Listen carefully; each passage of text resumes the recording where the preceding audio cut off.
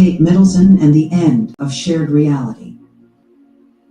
If you're looking for an image that perfectly showcases the confusion and chaos of a choose-your-own-reality information dystopia, you probably couldn't do better than yesterday's portrait of Catherine, Princess of Wales.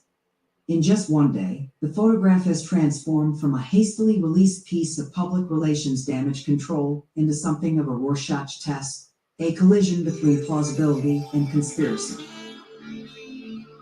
For the uninitiated, yesterday, in celebration of Mother's Day in the UK, the royal family released a portrait on Instagram of Kate Middleton with her 3 children. But this was no ordinary photo. Middleton has been from the public eye since December, reportedly because of unspecified health issues, leading to a ceaseless parade of conspiracy theories. Royal watchers and news organizations naturally pored over the image, and they found it of alarming peculiarities. According to the Associated Press, the photo shows an inconsistency in the alignment of Princess Charlotte's left. It looks to me like part of the princess's sleeve is disappearing. Such oddities were enough to cause the AP, Agence France Presse, and Reuters to release kill notifications, alerts that the wire services would no longer distribute the photo.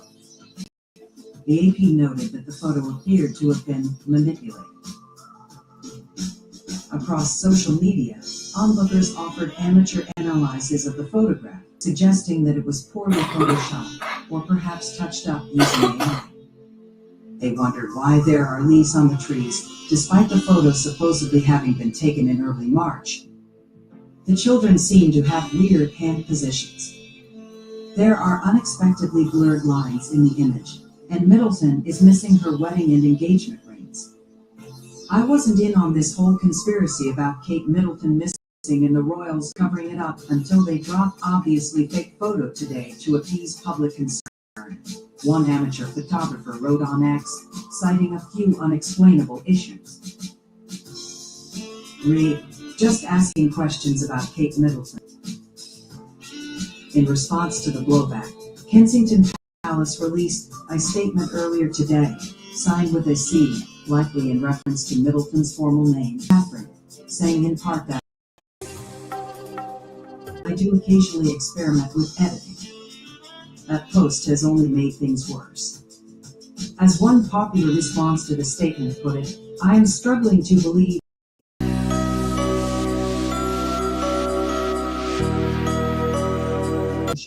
put out a family pic designed to quash rumors about her whereabouts, without anyone in the ranks inspecting it. Nah, not buying it. For years, researchers and journalists have warned that deepfakes and generative AI tools may destroy any remaining shreds of shared reality. Experts have reasoned that technology might become so good at conjuring synthetic media that it becomes difficult for anyone to believe anything they didn't witness themselves. The royal portrait debacle illustrates that this isn't forthcoming. We're living in it. This post-truth universe doesn't feel like chaotic science fiction. Instead, it's mundane. People now feel a pervasive, low-grade disorientation, suspicion, and distrust. And as the royal photo fiasco shows, the deepfake age doesn't need to be powered by generative AI. A hasty Photoshop will do. Back in 2018, I spoke with Renee Dyrestad, a researcher at the Stanford Internet Observatory, about AI tools being used by bad actors to cast doubt on real events. You don't need to create a fake video for this tech to have a serious impact, she said at the time. You just point to the fact that the tech exists, and you can impugn the integrity of the stuff that's real. This dynamic works in the opposite direction too, as demonstrated by the royal portrait released yesterday. The popular emergence of generative AI has deepened uncertainty in an already skeptical information environment, leading people to suspect that anything could be the problem. To my untrained eye, there appears to be no sign, but the image of Middleton entered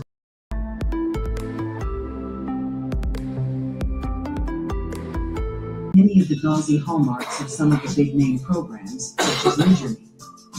Yet, some people have seized upon small details in the photo to claim that it is indeed synthetic. Observers have argued that the children's hands and teeth look off, which are classic giveaways that an image was made by AI. The most likely explanation, of course, is that the children were squirming or perhaps clumsily photoshopped to get the best individual take of each child across multiple shots. But the fact that AI image tools exist offers a juicier, perhaps more severe option of fakery, one that might imply that the princess is far worse off than the monarchy is letting on. This is tinfoil hat stuff, and yet it is also theoretically, technically possible. And it is true that some hyper-realistic image models produce such high-quality images that it's quite difficult to distinguish between real people and fake ones. Even hastily made AI photos can fool casual observers. Remember the Pope coat from last year? All these anxieties and suspicions are most potent when they intersect with a subject where genuine conspiracy seems plausible. And when it comes to the Princess of Wales, there is some weird stuff going on. As my former colleague Ellie, who extensively covers the royal family, noted in an interview last week, Kensington Palace's public relations strategy has been out of character. The communications team doesn't usually respond to gossip. There's also been a dearth of speculative coverage from British tabloids, which Hall notes has aroused suspicions. And then of course there's the photo, which Hall wrote was distributed by the palace in an unprecedented manner. The seemingly sloppy photoshopping then is merely the final, very odd straw. A good conspiracy theory involves a lot of world building. The more twists and turns and murky details, the better. Mike Caulfield, a researcher at the University of Washington, told me last year, and it's all possible because there is some grain of reality at the center of it. The princess's Mother's Day portrait slots easily into the already dense, opaque universe of the royal family. And we haven't seen the worst of fake news. Most important, as Hall notes, people have recently lost trust both in the royal family as an institution and in the organizations that cover the monarchy. In part due to Prince Harry and Meghan Markle's departure from royal life, there is a newfound sense of the royals as conniving and manipulative, and the press plays into this. This trust vacuum, when it collides with a still new technology such as generative AI, creates the optimal conditions for conspiracy theory to grow. It seems clear, at least in the case of the royal family, that the institutions aren't sure how to handle any of this. It makes sense then that two of the biggest "is it real" image controversies of the past year have centered on figures from archaic cultural political organizations, the papacy and the monarchy. None of these dynamics is particularly new. Adobe Photoshop, the likely culprit of any supposed manipulation in the royal portrait, has been around for more than 3 decades. And although the tools are getting considerably better, the bigger change is cultural. The royal photo debacle is merely a microcosm of our current moment, where trust in both governing institutions and gatekeeping organizations, such as the mainstream press, is low. This sensation has been building for some time, and was exacerbated by the corrosive political lies of the Trump era. But synthetic media seems poised to act as an amplifier, a vehicle to exacerbate the misgivings, biases, and gut feelings of anyone with an internet connection. It's never been easier to collect evidence that sustains a particular worldview and build a made-up world around cognitive biases on any political or pop culture issue. It's in this environment that these new tech tools become something more than reality blurs. They're chaos agents, offering new avenues for confirmation bias, whether or not they're actually used. When I look at Middleton's portrait and a cascade of memes, posts, and elaborate theories about which elements of the image are real, I'm reminded of the title of a book by the journalist Peter Pomerantsev, Nothing is True and Everything is Possible. The book is about post-Soviet Russia, where distrust, corruption, and propaganda created a surreal and toxic culture and politics, but the title may as well be describing the events of the past 30 hours. And I fear that it may be an apt descriptor of the months and years to come. This article was converted for free by the courtesy of AudioRate. If you enjoy the service, please consider updating your plan to listen to up to 500,000 words per article. Simply go to audioread.com/ad and you'll see the upgrade option. Your support helps us keep making the service better. Thank you. Want better mental focus? Neuroscience just explained how to train your brain to achieve flow state. You might call it flow state or being in the zone. Would you be interested to learn how to make it happen? In 1990, a psychologist named Mihaly Csikszentmihalyi published a book in which he described flow, a state of mind in which people can focus their brains, shut out distractions, become much more productive. Maybe you think of this as being in the zone. People have spent entire careers trying to explain, analyze, and ultimately teach others how to enter into kind of flow state. Now, researchers out of Drexel University in Philadelphia say they've succeeded in using neuroimaging technology to track flow state in people's brains in real time, and maybe unlock some practical advice on how to make it happen. Writing in the journal Neuropsychology, the researchers said they set out to consider two theories of how flow state might work. If the second theory were correct, the researchers hypothesized, this might mean that the brains of people who develop a certain level of expertise in a creative discipline might be able to rely on supervision and basically go on autopilot. Flow state, almost on demand, exploring and creating without active control.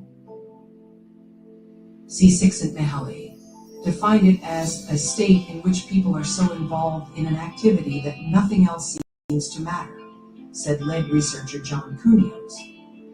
He experiences so enjoyable that people will continue to do it even at great cost for the sheer sake of doing it. The Drexel experiment involved recruiting a group of 32 jazz guitarists, some of whom were highly experienced and others who were less so, and recording high-density electroencephalograms (EEGs), while they each improvised 6 jazz sessions with programmed drums, bass, and piano accompaniment. Afterward, their performances were assessed both by asking the guitarists to rate how intensely they felt they achieved a flow state while playing, and asking 4 jazz experts to listen individually to each of the 192 total recorded improv sessions and rate them for creativity and other qualities. In the end, they made 2 very interesting findings. What I really like about this effort is that Kunios was willing to make a few recommendations for creative people in any field who might want to increase the odds of attaining the flow state. In short, he said it involves building deep expertise in whatever creative discipline you care for, and then also practicing and also learning how to withdraw conscious control once you've reached that high level of expertise.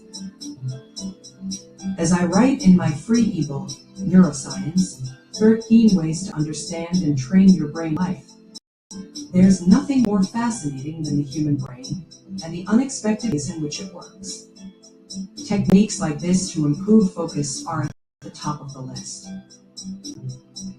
Or to quote Cunios once more, as jazz great Charlie Parker said, "You've got to learn your instrument.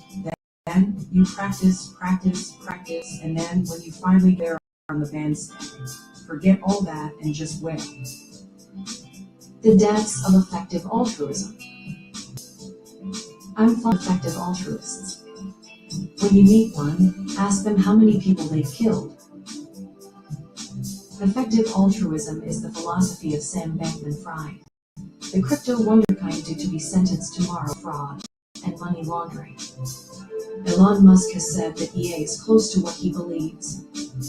Facebook mogul Dustin Moskovitz and co-founder John Talon have spent mega millions on its causes, and EA's had major moves to influence American politics.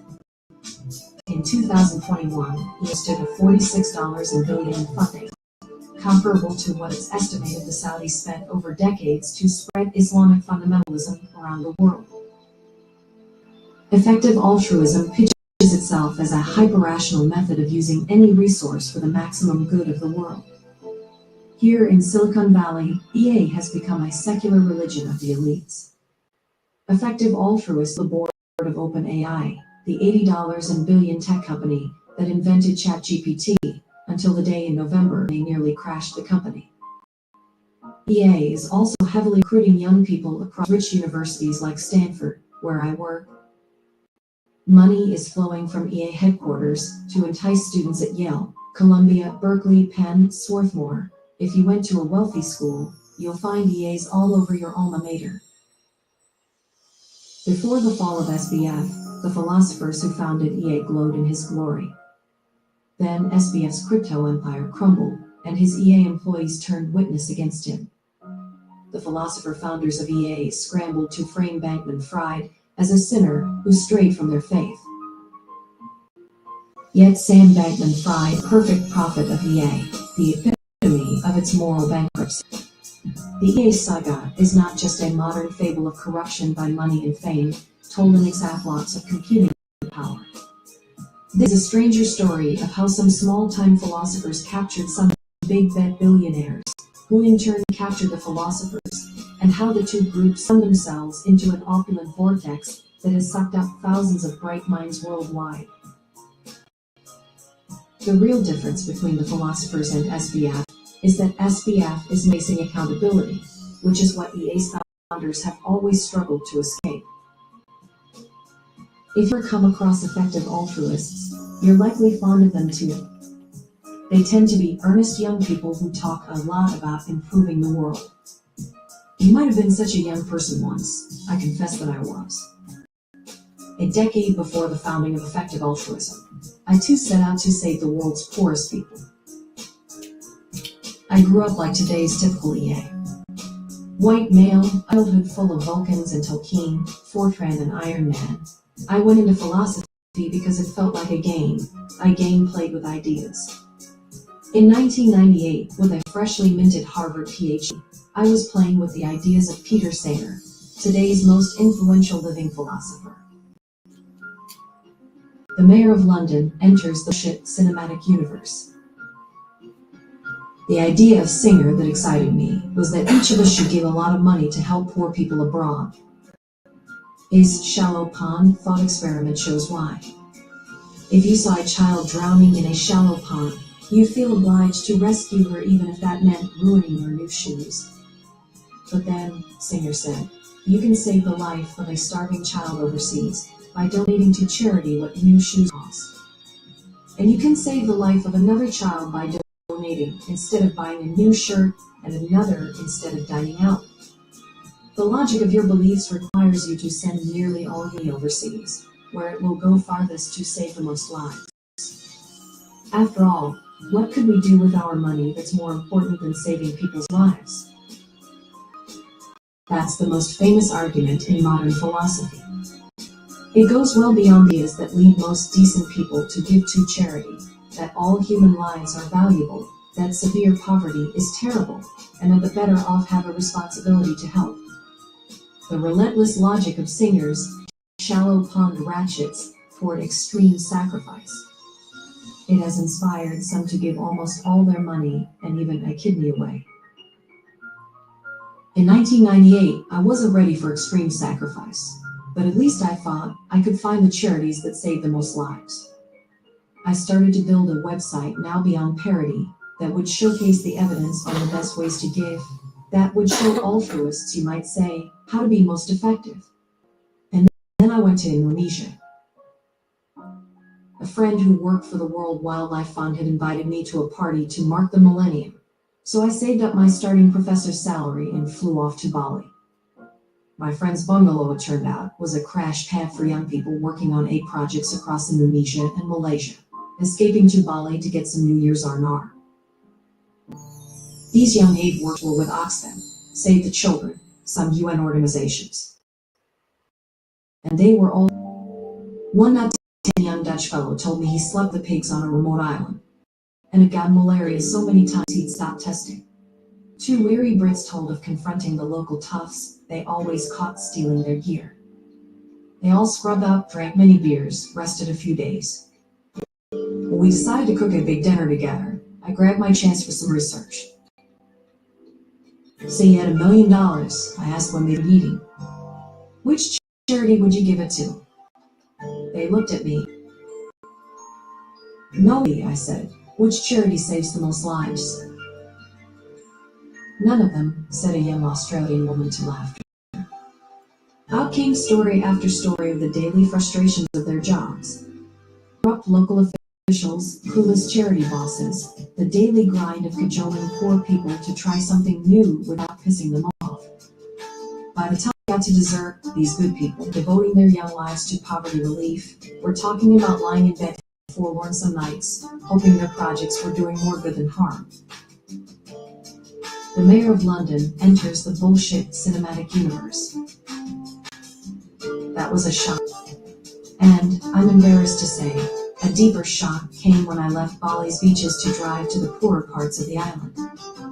That shock was the simple revelation of the reality of the people there. The Balinese I met seemed at least as upright and resourceful as the family back home. Their daily lives were certainly more challenging.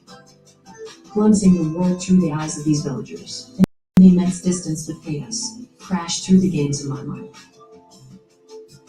You might think it pitiful, even offensive, that it took luxury tourism to give me a sense of the reality of severe poverty.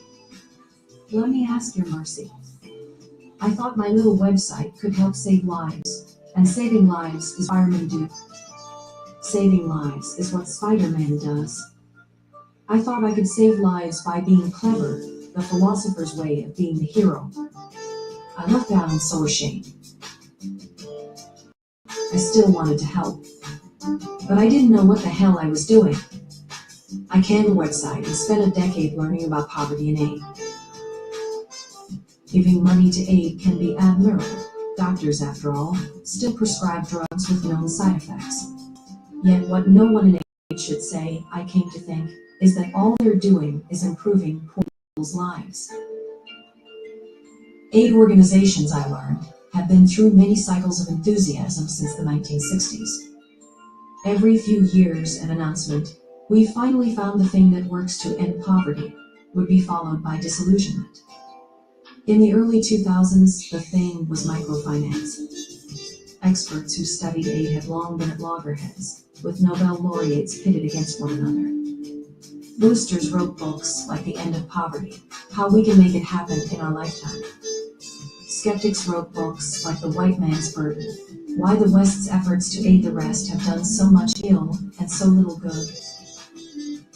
Hundreds of millions of people were living each day on less than what $2 can buy in America.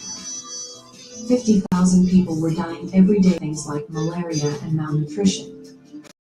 Each of those lives was as important as mine. Why was it hard to figure out what can help, to find out what works to reduce extreme poverty? While I was learning about aid, real progress was made on the what works question. People started testing aid projects like drugs. Give half of the village's bed nets, make the other villages the control group, and you can get a better idea of what benefits the bed nets are bringing. Experts still debate how much weight to give these results. But the drug trial innovation in aid was encouraging. Still, even control group testing, I learned, gives only a close-up view of what's happening. Extremely poor people live in complex environments, just as complex as our own, and usually more chaotic. Sending in extra resources can have all sorts of effects beyond what a close-up shows. And that's the real problem in finding what works. Say I give some money to a charity that promises to better the health of poor people in Africa or Asia.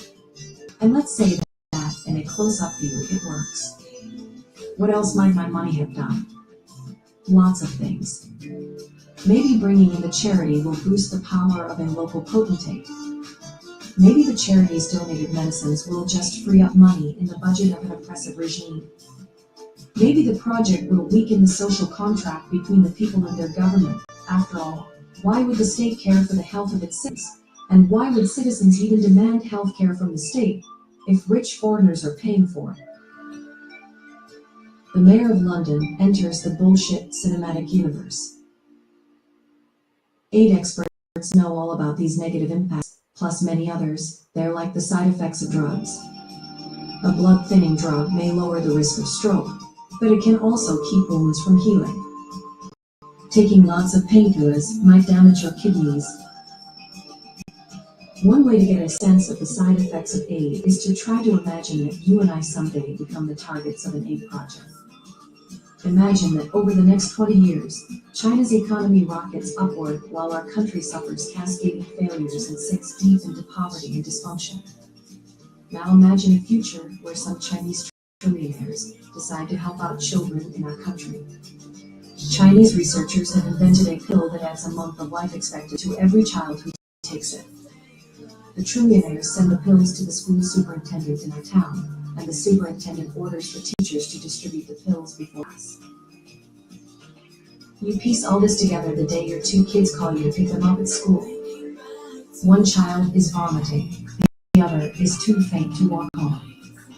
The teacher gave your kids the pills this morning without asking you. By the next day your kids are feeling better. But how do you feel? How do you feel about the teachers and the superintendent? What do you think about those Chinese trillionaires, now bragging back home about how they've helped the poor foreigners? It took me, a philosopher, years to learn what might be obvious to you. The close-up effects of pills or bed nets are easy to advertise, but the side effects, political, economic, psychological, are just as important. Most important, of course, will be what the local people think about interventions into their lives. Yet their very poverty means they can't hold anyone accountable for harms they suffer. I drafted an article on what I learned about aid and called Poverty is No Pun. Making responsible choices, I came to realize, means accepting well-known risks, which absolutely does not mean that aid doesn't work. There are many good people in aid working hard on the ground, often making tough calls as they weigh benefits and costs. Giving money to aid can be admirable too. Doctors, after all, still prescribe drugs with known side effects. Yet what no one in aid should say, I came to think, is that all they're doing is improving poor people's lives. Just as I was finishing my work on aid, a young philosopher from Oxford gave a lecture at my university, saying that all he was doing was improving poor people's lives. This was Toby Ord, who was just then starting effective altruism. Like me a dozen years earlier, Ord cited by Peter Singer's shallow pond argument. What he added to it, he said, was a way of measuring how many people's lives he could save. The simple version goes like this. Say there's a pill that adds a year of life to anyone who takes it. If Ord gives $50 and to an aid charity, it will give out the pills to poor foreigners. So with his donation, he has added a total of 50 years of life. And adding 50 years is like saving the life of of one child drowning in a pond. So by giving $50, and he has saved the life of one poor child. The mayor of London enters the bullshit cinematic universe. On board that day was a former director of Christian aid who'd written a massive book called Does Foreign Aid Really Work? This expert tried to persuade Orr that aid was much more complex than pills improve lives. Over dinner I pressed Orr on these points. In fact, I harangued him, out of frustration and from the shame I felt at my younger self. Early on in the conversation, he developed what I've come to think of as the EA glaze. It's difficult to get a man to understand something, said Upton Sinclair, when his self depends on his not understanding it. And all the more when his self-image does. Orr, it seemed, wanted to be the hero being smart, just as I had. Behind his glazed eyes, the hero was thinking, they're trying to stop me. Not long before then, two hedge fund analysts in their 20s quit their jobs to create an effective giving website, with an aim similar to the website I'd abandoned years earlier. They called it GiveWell. Like me in 1990, the two had no background in aid. But they'd found a charity that gave out bed nets in Madagascar. They checked how much it cost to give out bed nets, and how likely bed nets are to prevent malaria. They used a method like words for measuring lives saved per dollar spent, with calculations that unfurled in a 17-row table of precise decimal pointed numbers. They put on their website that this charity could save a life for $820, and it looks very much like GiveWell is trying to skirt its reputation for unsentimental, computer-like calculation. I added a bit about GiveWell to Poverty is No Pond, asking about the possible side effects of its BedNet charity. For instance, had its charity been taxed to support Madagascar's corrupt president? Had their charity weakened the social contract by supplanting Madagascar's health service, which had been providing bed nets for its own citizens? I sent my draft to GiveWell. Its then director, Holden Karnofsky, replied he was confident that well-run charities, like the one that gave out bed nets, were beneficial overall, that the benefits to poor people minus the harms to poor people, maybe not the same poor people, was a positive number. I asked whether they'd be willing to mention possible harms on their website every time they asked for money. Karnofsky said it made sense to highlight. Does music help us work better? It depends. BBC Work Life. The finding also fits with research into how music affects our performance outside the lab. According to one 2019 review of this, there has been very little objective, scientific research into how music affects our ability. And in those few studies that do exist, they seem to be affecting our productivity directly. For example, one 1995 study found that when workers at a large retail organization were allowed to listen to personal stereos for 4 weeks, their performance improved significantly, entering more accounts per hour, for example, in comparison to a group of workers who were given no such privilege. However, music was providing a direct cognitive boost. You would expect the type they listened to and the length of time they spent listening to be important.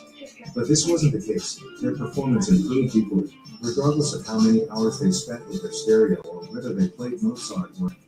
The researchers looked for links to a range of other factors, such as their job satisfaction. But in the end, the only factor explained the improvements in productivity in the music and how relaxed they felt.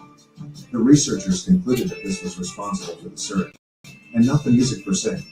The enjoyment factor might also explain why. In a multitude of experiments conducted over nearly a century, many employees have consistently claimed that music improves their productivity, and their employers have confidently agreed with them. But when you actually do this objectively, the evidence that music helps us to work is extremely murky.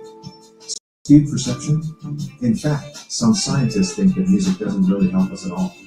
Instead, it's possible that we view the ability to listen to music as a gift from our employers, and we convince ourselves that we are working harder in return, though this might not actually be the case. It's been suggested that this is why employees can react badly to having music taken away. These workers feel that they have already upheld their side of the bargain, and resent having a reward snatched from them. And as we all know intuitively, in some contexts, such as during particularly complex tasks, music is actively detrimental. This is especially true for tasks which place more of a burden on our working members, such as problem solving, and music which is less predictable or familiar and therefore more cognitively demanding, like jazz. There hasn't been much research on this in the workplace, but one study found that the reading comprehension and math scores of undergraduate students were significantly worse when they completed them than music. It was especially harmful for those whose working memories weren't as good to begin with.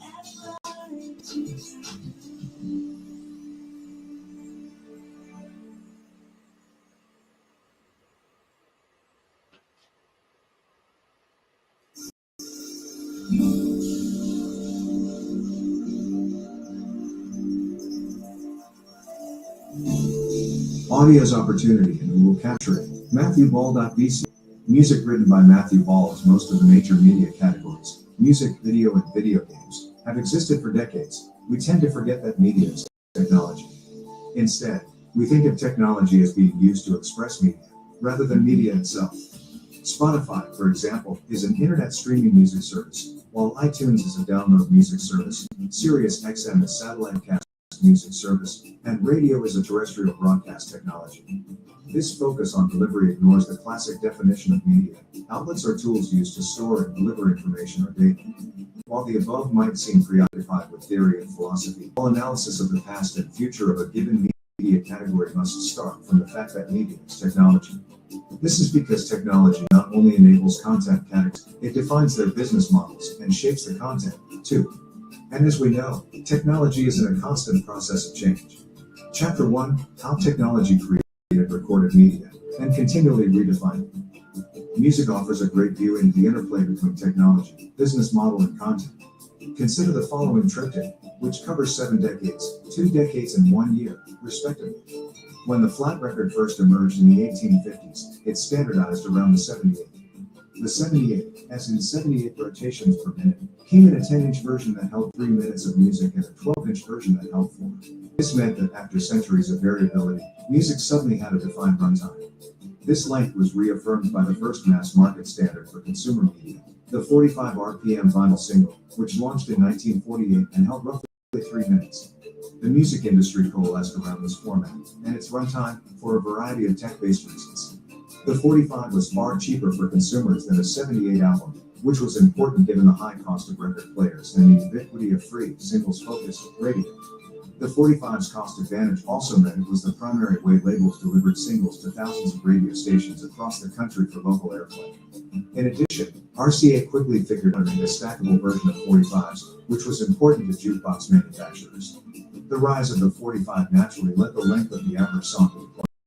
A 4-minute song simply couldn't fit on the most important audio format in the world. As the physical and financial limitations of the 78 and 45 were relieved, and the far more flexible cassette and CD emerged, the length of the average single grew rapidly, adding nearly 2 minutes, or 78%, from 1959 to 1992. Almost all tracks conformed to the 3 to 4 minute standard. After decades, the West had become used to the idea that a song was roughly between 3 minutes and 20 seconds and 4 minutes and 10 seconds long. On its surface, the shift to digital audio should have led to further increases in song length. After all, there was no longer any limitation to runtime. However, the reverse occurred. Technology might have relaxed its grip on music's length, but it has its hold on business models. As is well known, iTunes unbundled the physical album in individually downloadable and bought tracks. In doing so, it penalized artists for bundling a multi-part song into a single track. Pink Floyd's decision to split the 6-minute and 9-part Shine on You Crazy Diamond into 2 discrete tracks didn't matter in 1975. All 9 parts fit on this record and no one wanted to buy just a single half, let alone a single part. But in 2005, such a move could mean missing out on 75% of revenues. Why sell 2 things when you could sell 9? And why would a consumer buy an entire $10 album if all it was 2 $1 portions of Shine on You Crazy Diamond? These incentives naturally led to artists that were publishing new music to split their longer multi-section songs into separate and shorter preludes, interludes, and segments. This behavior has been greatly exacerbated by the advent of a new and even more disruptive digital music technology, on-demand streaming. While iTunes was technically innovative, its business model was not. Consumers, after all, primarily owned copies of individual tracks in the 1950s and 1960s. Spotify and Apple Music, meanwhile, meant consumers adopted not just a new music technology, but also bought an entirely different product: ongoing access to all music ever created. But as technology has shifted consumers away from discrete and attributable transactions, buying record A on date B, to ongoing and general ones, subscribe service C in perpetuity, musical talent needed a new compensation model. Spotify, therefore, decided to pay talent as in to the degree consumers listen to their works. Matching revenue with usage is intuitive, but it was never before possible in music. There was no way to track at-home record spins or CD plays, let alone charge for them. Nor was it practical for iTunes to ask users to download an individual song to their devices and pay pennies per play when they later synched their iPod to iTunes. This would have been rife with abuse. Engagement-based monetization is arguably more fair.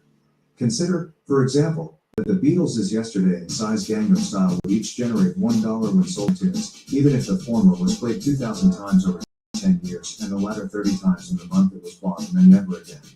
But the more that business models change, the more that incentives and content change, too. To support engagement-based monetization, Spotify and its label suppliers had to define engagement. And they chose to do this on a per-stream basis with a minimum stream time of seconds, to avoid accidental plays, track skipping, etc. However, this meant that a 10-minute track, 5-minute track, and 31-second track generated the same royalties. So as the music industry has transitioned the majority of its revenues from CDs and downloads to streaming, many artists have relentlessly shortened and split their tracks. Why release a 5-minute song if you can make it a 2.5-minute song that's played twice? Or two different 2.5 songs? This meant artists had yet another reason to reduce track lengths. All of this helps to explain the extraordinary success of the 2019 style track, Old Town Road by Lil Nas X, which is also Billboard's longest running #1 ever, at 9 consecutive weeks. While the song is awesome, it's also 1 minute and 53 seconds, roughly half of 2019's average song length. This means that 4 minutes of listening generated 2 times the average revenue and charting lift of every other song that year. Old Town Road isn't an exception, either. Up until 2017, Billboard's Hot 100 chart has never had a year with more than 2% of its charting tracks shorter than 2 minutes and 30 seconds. Most years have not. In the past 3 years, this sum has skyrocketed to over 12%, or roughly 1 in every 8 tracks. Notably, labels are also encouraging artists to simplify the name of their songs and albums in order to be better optimized for voice-controlled speakers and touchscreen-based searches. A track with 5 words is more likely to be misunderstood or suffer from autocorrect than 1 with 2. Similarly, voice assistants are known to struggle with accents, such as Irish or even Texan. Being hard to say means you might not get played. Old Town Road isn't the first time technology made a hit. In fact, the modern-day dominance of rap and R&B comes from how changes in technology, not for delivery, but sales recognition, afforded Lil Nas X the opportunity to top the charts in the first place. Prior to the 1990s, black artists and music fans had decades arguing the record industry conspired against urban contemporary music by refusing its radio play and ignoring its sales. It took only 5 weeks after Billboard adopted SoundScan, a computerized sales database, to prove this theory right. Until 1990, Billboard charts weren't based on actual unit sales or radio play.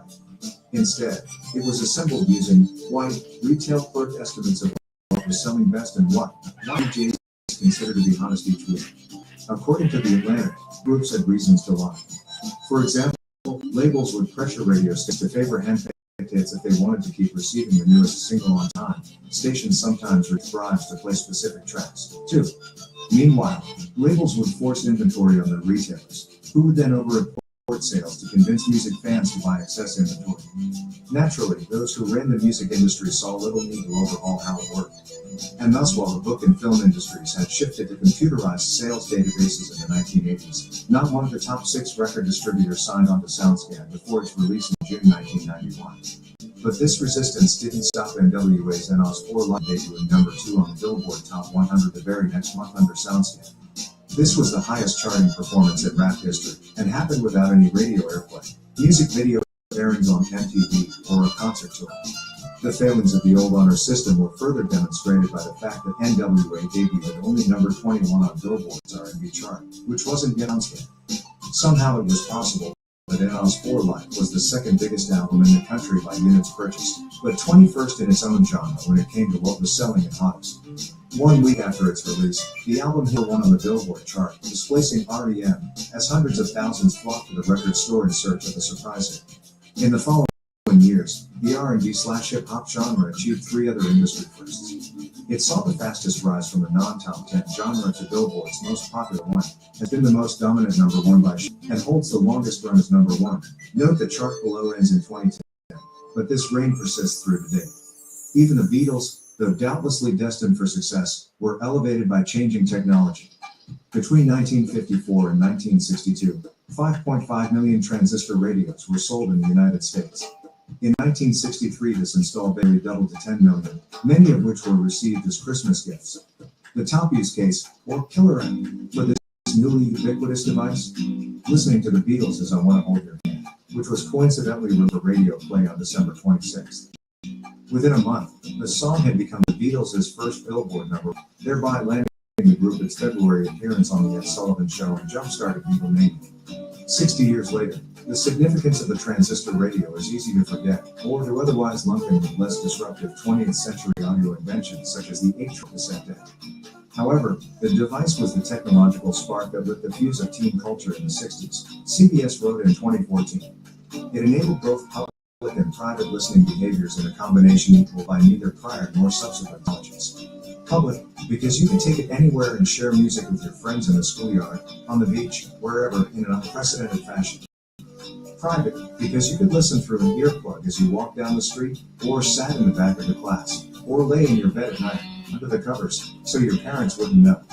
It's difficult to think of a group that better deserved the promotional platform that the transistor radio offered the Beatles. However, no amount of marketing spend could have bought the band such an enormous opportunity, only technology.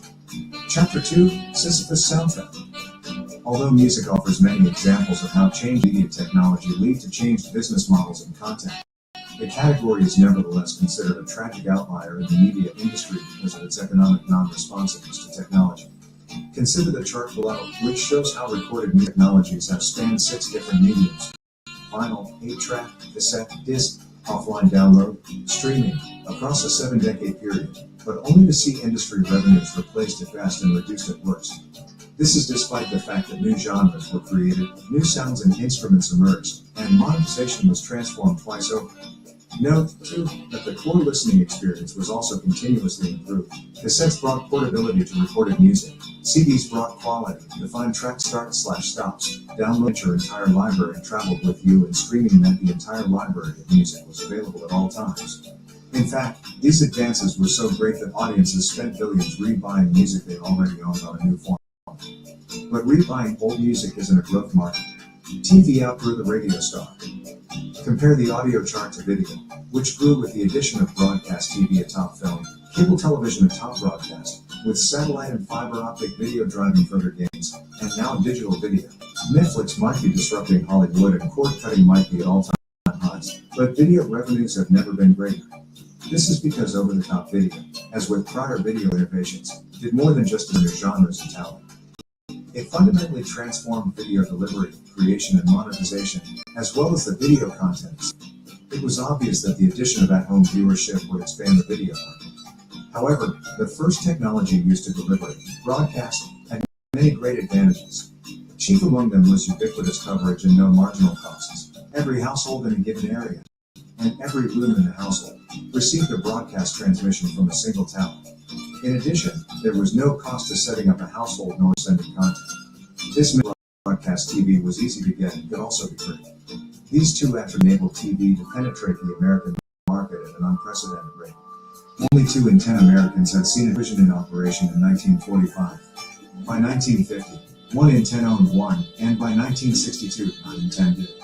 However, broadcast had significant constraints. For example, there was only enough broadcast spectrum for a few channels. There was no ability to customer discriminate. Every customer received the same service, or none at all, or charge either. These limitations meant that rather than sell consumers entertainment, the video industry effectively bought consumer attention with entertainment and sold this attention to third parties through ads. Thus, the focus of competition was not the best content, but reaching the most viewers at any point. There was no space, literally, for niche or specialty programming, nor content that might offend advertisers, the sole source of revenues. Broadcast distribution also meant all content aired live. As a result, all shows ran exactly 30 or 60 minutes, including ads, which informed how long an act or scene might be. Cable removed a number of broadcast restraints. For the first time in TV history, it was now possible to discriminate between households in charge. Neighbor might get no cable service, Neighbor B a basic tier, and Neighbor C a premium one. This meant that television could add a new business model, consumer fees. Coaxial cable massively expanded the number of concurrent video feeds a household could receive. These two changes allowed new TV networks that focused on serving niche populations rather than the broadest possible audience to emerge, including ESPN, CNN, NTV, BET, and HBO. These channels, in turn, helped convince audiences to abandon free TV for pay TV. It also helped increase TV watch time. While the share of U.S. homes with TV didn't grow from 1961 to 2010, usage jumped from 5 hours to 8.5 hours. Nobody liked their cable bill, but they sure liked what it got them. The more they watched, the more money they paid, and the more content the industry could produce and the better it could be. Specialty channels also made it easier to target specific audiences, which helped increase TV's ad revenues. Meanwhile, HBO used cable distribution to skip advertising altogether, which allowed it to distribute feature films without censors or edits, and, later, produce original series with levels of nudity and violence that no advertiser would have allowed. By 2010, HBO had become the single most profitable network in the US. Of course, cable technology also introduced new constraints. The high cost of installing and operating internet was now necessary for consumers to pay for television. Since television networks didn't have the skills or capital to lay down cable themselves, they had to be disintermediated by dedicated cable companies that bought the right to distribute these networks and charge the consumer for access. The difficulty and cost of laying cable had other impacts. Most households didn't want their lawns dug up for two different cable companies, nor two different cable boxes set to different TV inputs. Accordingly, every home received video from only one provider. In addition, infrastructure costs were so high that many marked only one provider in the first place. It rarely made sense for a second entrant to duplicate a first entrant's footprint. This meant TV service was uncompetitive and prices were high, though it also meant consumers didn't face exclusives. If we could have picked between Comcast or Time Warner Cable or Charter or Bright House or Verizon, you can bet the channels would have been different. Showtime, now a Verizon exclusive network. Early cable technology also meant that households couldn't access select channels or technically receive them on a basis, hence packages being first fit and all. This eventually led to an overstuffed bundle that forced channels on households. This also meant that all the major media companies were sold together in customers. They competed for time, but not access nor individual customers. The advent of digital video opened up the technology/business model/content loop yet again. Today, a network can reach consumers without dedicated infrastructure, i.e. the multi-purpose internet versus TV-specific coaxial cable, and so they sell directly and individually. This means exclusives are frequent, content fragmentation is high, and some networks, for example Netflix, have many times the customers as another, for example Epix. OTT video has also transformed content. As content has shifted online, serialized long-form storytelling has become dominant. Rich, plot-driven series like Breaking Bad or Game of Thrones aren't viable if these can't catch most, if not all, original airings exactly when they start. Without the ability to catch up on a show mid-run, these series would never be able to attract new viewers and would decline in reach with every episode forever. The removal of commercials, meanwhile, meant that series no longer needed to be structured around ad breaks that occur every 4 to 6 minutes, or plotted so that scene would be exciting and or funny enough to get a viewer to come back after a commercial. Similarly, a show could be any length. Not all changes have been good. Some have argued the shift to serialized storytelling has also led to overlong loaded. The fact that every comedy had only 22 minutes meant good jokes were left on the cutting room floor, but so too were bad jokes and narrative fat. And just as it was hard to keep a viewer watching when every episode was filled with ads and aired 167 hours apart, it has arguably become too easy to keep a viewer watching when all they need to do is sit on their couch and wait for ad-free autoplays. Netflix co-CEO Ted Sarandos has effectively admitted that streaming allows less compelling shows to survive, saying he was a big fan of Succession on HBO, but if I like the show a little bit less I'd probably burn out on it, because I get aggravated every week waiting for the next episode. Craig Mazin is the writer-director-showrunner of HBO's Chernobyl, and the fourth HBO series The Last of Us. Similarly, Netflix has said its primary driver of retention and pricing power is total watch time. This means there are network-based incentives to squeeze a little more out of every series. Of course, all networks have hoped to keep their shows running as long as possible. However, having a string of dull-defined episodes meant viewers went back a week later. What's more, the studios behind streaming TV series are paid a markup on their total production costs, so they, too, have incentives to elongate a season. Finally, the key important innovation in streaming video wasn't how it affected paid TV models or content, but how it created altogether new formats. The most popular video service in the United States is now YouTube, which is almost entirely user-generated content. Twitch delivers more hours of entertainment than all but 25 traditional paid TV networks. US TikTok revenue remains unknown, but obviously large. Collectively, UGC video services generated over $10 billion in 2019, representing roughly 25% of growth since 2010. The economic models here are incredibly unique versus broadcast, cable or digital television. Video game on. Video gaming is another incredible contrast with audio. Here, we see consistently additive growth.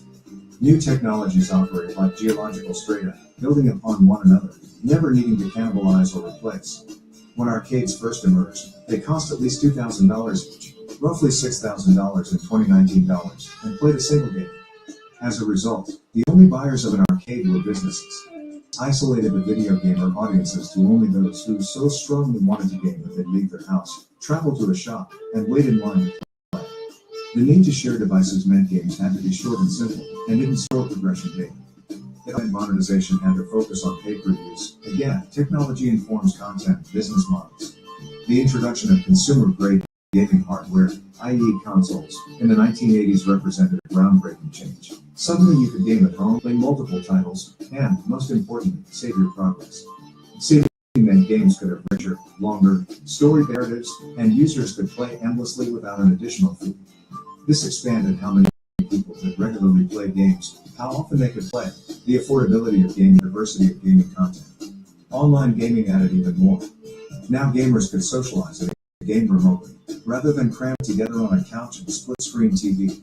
The story by a game could be both endless and persistent. EVE Online and World of Warcraft never stop, even when you log off, and are nearing their third decade of operation. Mobile game portability and touch, not to mention our based experiences like Pokemon Go, which turns the world into a game. Game monetization has evolved and diversified enormously over the past 20 years, from package sales to downloadable content, monthly subscriptions, season passes, microtransactions to buy extra lives, outfits, or dances.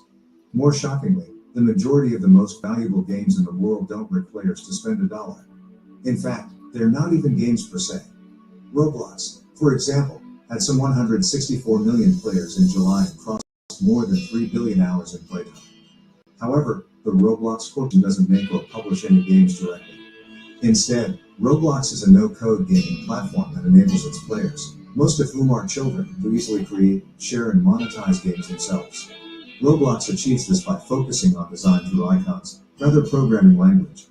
In this regard, it is similar to the shift from Microsoft's MS-DOS to Microsoft Windows in the 1990s, or BlackBerry iPhones in the 2000s, both of which helped turn the personal computer into a device anyone could use. The results of Roblox's innovative approach to game creation have been profound. More than 50 million games have been made on Roblox Studio, of which 5,000 have had more than 1 million plays, and more than 20 have had more than 1 billion plays. The Roblox top game, Adopt Me, had more than 1.6 million concurrent players in April.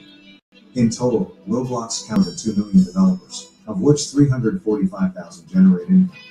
Between March and August of 2020, 20-year-old Ann Shoemaker made more than $500,000. She now employs 14 people.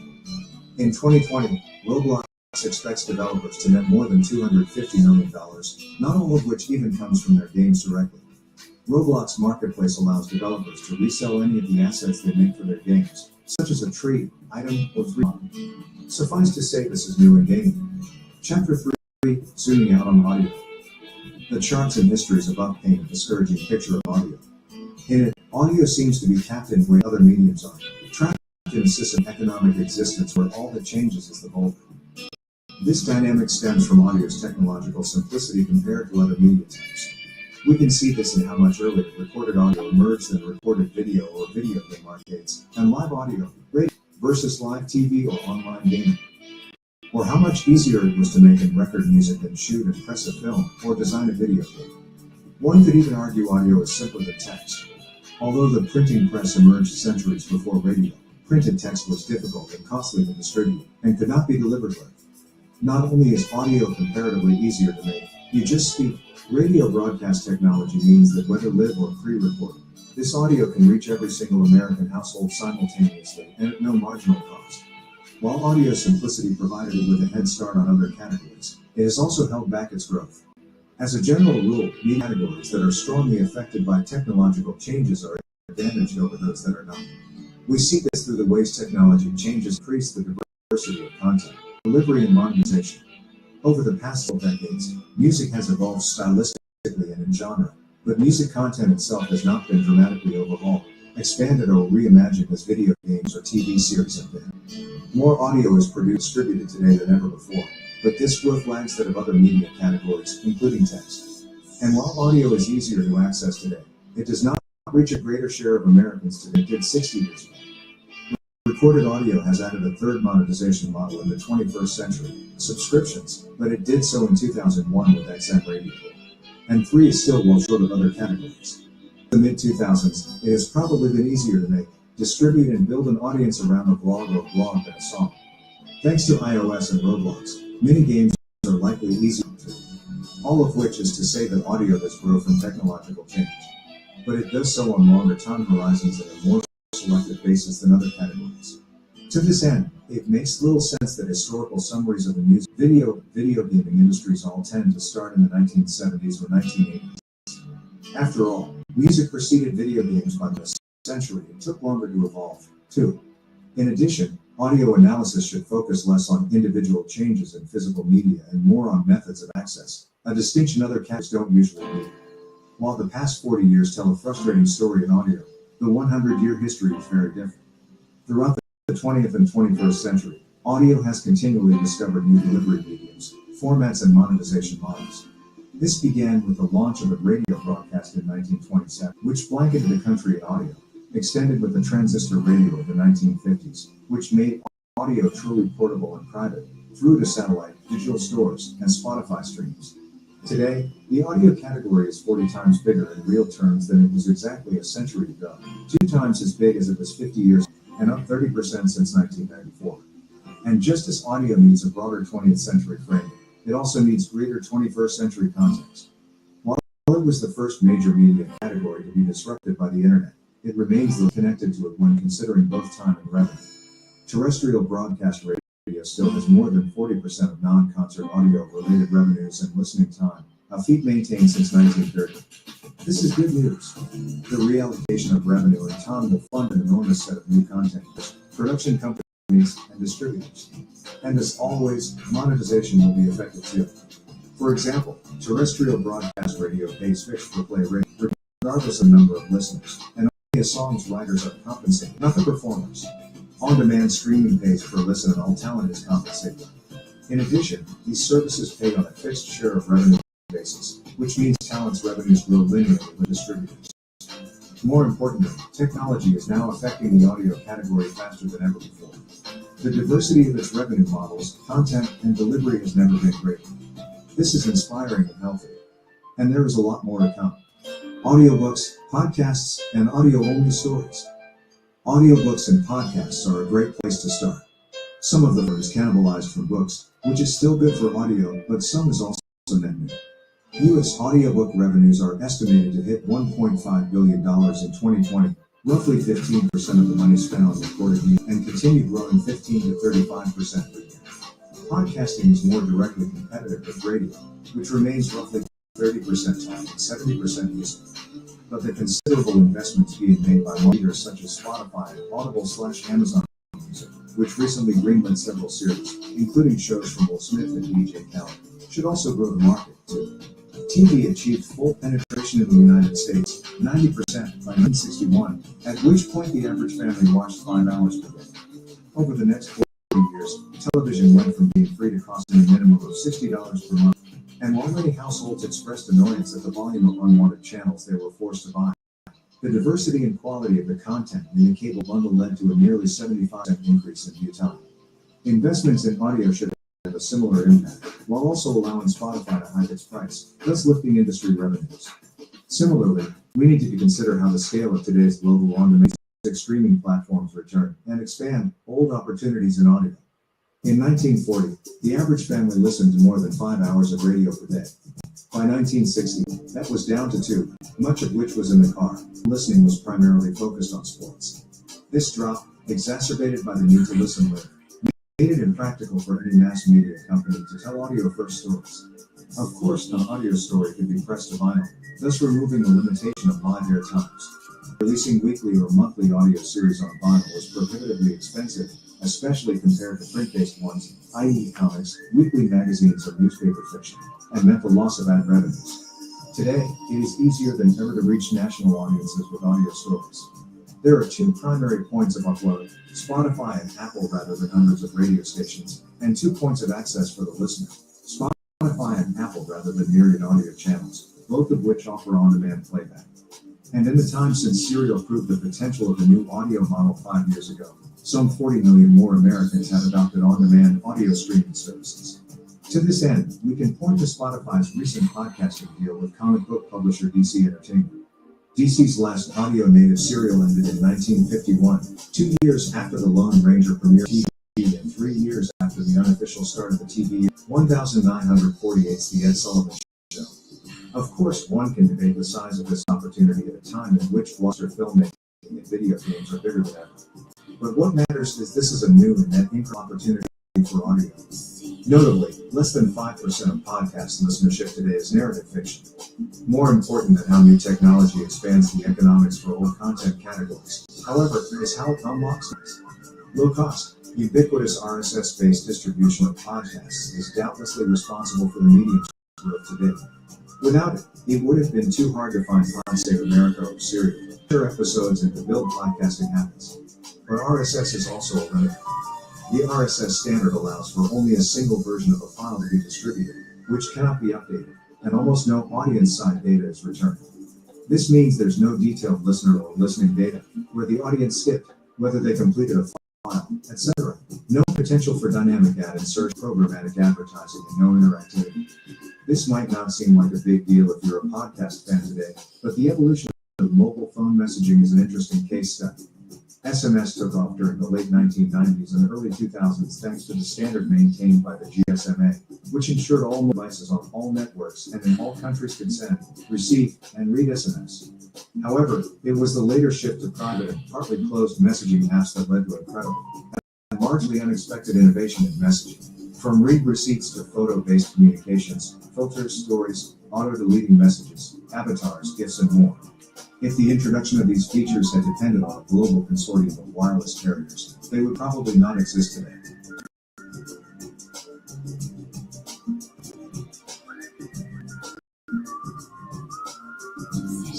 The ultimate deliberate practice guide. How to best. Everything you need to know to improve your performance at anything, for beginners and experts. Deliberate practice is the best technique for achieving expert performance in every field, including writing, teaching, sports, programming, music, medicine, therapy, and business. But there's much more to deliberate practice than 10,000 hours. Read this to learn how to accelerate your learning, overcome the okay plateau, turn experience into expertise, and enhance your focus. What is deliberate practice? Engaged in the creative process, we feel more alive than ever because we are making something and not merely consuming it. Masters of the small reality we create. Doing this work, we are in fact creating ourselves. Robert, mastery. Deliberate practice is what turns amateurs into professionals. Across every field, deliberate practice is what creates top performers and what they use to stay at the top of their game. It's absolutely essential for performance. As a general concept, practice means preparing. It's the act of repeatedly performing certain activities with the intention of improving a specific associated skill. We rehearse what to do in low-pressure situations, so we'll be better when we use a skill in situations where something is actually at stake, such as in a competition or in the workplace. Although this definition may seem obvious, it's crucial to distinguish between doing something and practicing, because they're not always synonymous. The key distinction between doing and practicing is that we're only practicing something when we do it in a way that makes us better at it, or at least with that intention. Deliberate practice means practicing with a clear awareness of the specific components of a skill we're aiming to improve and exactly how to improve them. Unlike regular practice, in which we work on a skill by repeating it again and again until it becomes almost mindless, Deliberate practice is a laser-focused activity. It requires us to pay unwavering attention to what we're doing at any given moment and whether it's an improvement or not. Jeff Colvin summarizes deliberate practice: such talent is overrated. Deliberate practice is characterized by several elements, each worth examining. It is activity designed specifically to improve performance, often with a teacher's help. It can be repeated a lot. Feedback on results is continuously available. It's highly demanding mentally, whether the activity is purely intellectual, just chess or business-related activities, or heavily physical, such as sports. And it is fun. The extraordinary power of deliberate practice is that it aims at constant progress. Practitioners are not content with repeating a skill at the same level. They have metrics for measuring their performance, and they aspire to see those metrics get continuously better. While engaging in deliberate practice, we are always looking for errors or areas of weakness. Once we identify one, we establish a plan for improving it. If one approach doesn't work, we keep trying new ones until something does. Using deliberate practice, we can overcome many limitations that we might view as fixed. We can go further than we might even think possible when we begin. Deliberate practice creates new physical and mental capabilities. It doesn't just leverage existing ones. The more we age in deliberate practice, the greater our capabilities become. Our minds and bodies are far more malleable than we usually realize. Deliberate practice is a universal technique, and you can employ it for whatever you're trying to be the best, or just get a little bit better. It's easiest to apply to competitive fields with clear measurements and standards, including music, dance, football/soccer, cricket, hockey, basketball, golf, horse riding, swimming, and chess. But deliberate practice is also invaluable for improving performance in fields such as teaching, nursing, surgery, therapy, programming, trading, and investing. It can even accelerate your progress in widely applicable skills such as writing, decision-making, leadership, studying, and spoken communication. The key in any area is to identify objective standards for performance, study top performers, and then design practice activities reflecting what they do. Recent decades have seen dramatic leaps in what people are capable of doing in many fields. The explanation for this is that we're getting better at understanding and applying the principles of deliberate practice. As a field advances, people can learn from the best of what those who came before them figured out. The result is that now average high schoolers achieve athletic feats and children advance to levels of musical prowess that would have seemed unthinkable a century earlier. And there's little evidence to suggest we've reached the limits of our physical or mental abilities in any area whatsoever. Many of us spend a lot of time each week practicing different skills in our lives and work. But we don't automatically get better just because we repeat the same actions and behaviors, even if we spend hours per day doing it. Research suggests that in areas such as medicine, people with many years of experience are often no better than novices, and may be worse. If we want to improve a skill, we need to know what exactly has to change and what might get us there. Otherwise, we plateau. Some people will tell you it's only possible for anyone to improve at anything through deliberate practice, and any other sort of practice is a waste of time. This is an exaggeration. In reality, regular practice works for reinforcing and maintaining skills. It can also help us improve skills, particularly in the early stages of learning something. However, deliberate practice is the only way to 1. Reach expert performance and enjoy competitive success. 2. Overcome plateaus in our skill level. 3. Improve at a skill much faster than through regular practice. If you're just doing something for fun and don't care about constantly improving it, you deliberate practice. For example, maybe you like to go for a walk around the local park in the afternoons to clear your head. Although you're practicing that walk each time you go, you probably don't care about increasing your walking speed day by day. It's enough that the repetitions further ingrain the habit and help maintain a certain level of physical fitness. Not everything in life is a competition. But if you want to keep getting better at something as fast as possible or reach an expert level, deliberate practice is vital. Another important point to note is that deliberate practice isn't just a catchy name we came up with out of thin air. The term is largely attributed to Carl Anders Ericsson, one of the most influential figures of all time in the field of performance psychology. It's something many scientists have studied for decades. Everything we say here is supported by substantial academic research, particularly Ericsson's work. We'll also debunk the numerous myths swirling around deliberate practice as a concept and reveal some of its significant limitations. So if you're looking for quick hacks for overnight success, you might want to look elsewhere. If you want a realistic roadmap for your performance, read on. The elements of deliberate practice. Life is not always a matter of holding good cards, but sometimes playing a poor hand will. Jack London. In this section, we'll break down the fundamental elements of deliberate practice and exactly how to incorporate them into your practice sessions. As Erickson wrote in Peak, no matter what the field, the most effective approach to improving performance is to follow a single set of principles. We'll explain why each component is crucial and how they apply to different fields, and we'll cover multiple ways to implement them depending on your goals. Deliberate practice is structured and methodical. Everyone is talented. What's rare is the courage to follow it to the dark places where it leads. Erica Jong. As humans, we're wired to want to do the easiest thing at all times in order to conserve energy. Put more simply, it's in our nature to be lazy. When we practice something a lot, we develop habits that become almost effortless to enact. While that's beneficial in many areas of our lives and helps us survive, it's something we have to overcome in order to engage in deliberate practice. We can't expect constant improvement if we keep repeating the elements of a skill we already know how to do with ease. That's only enough if we're just having fun or want to reinforce our habits. Deliberate practice is structured to improve specific elements of a skill through defined techniques. Practitioners focus above all on what they can't do.